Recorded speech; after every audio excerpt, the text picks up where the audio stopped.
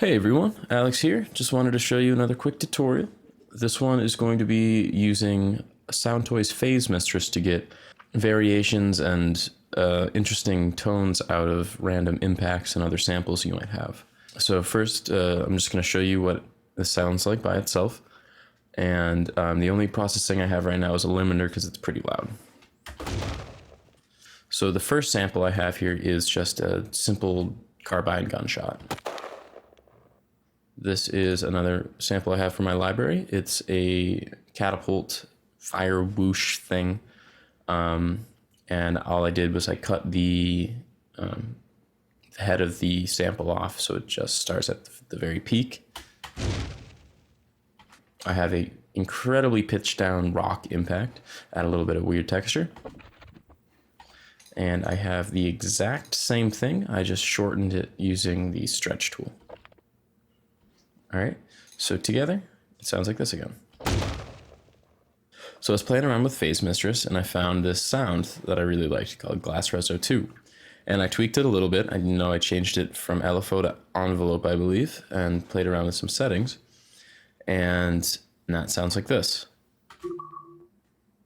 All right, one thing to watch out for when you're doing anything like this, make sure I have a huge high shelf and a low shelf.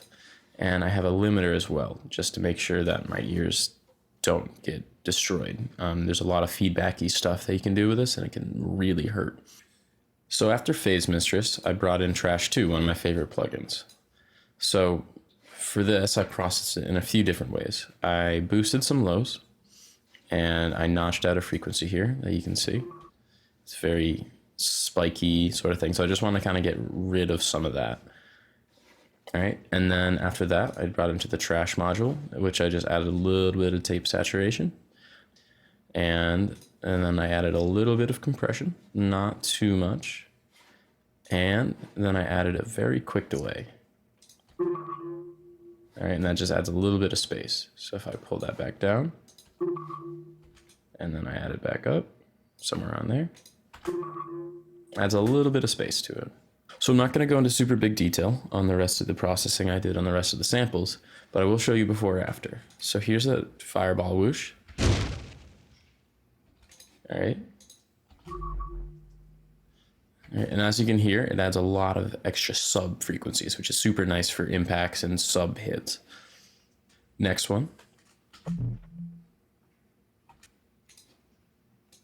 And last. So altogether, you get this. So the last things I did to process this is I took the submaster and I added a little EQ just to notch out some of those resonant frequencies.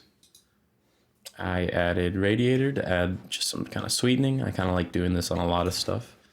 I added a reverb send and then the limiter at the end. And that now sounds like this. I hope you enjoyed this video. I hope you learned something. Hope you experiment a little bit. Right, before the video ends, I want to do a quick shout out to my friend Luca. He kind of inspired me to make this video.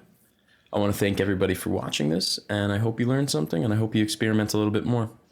Thank you guys. Make sure to like, comment, and subscribe.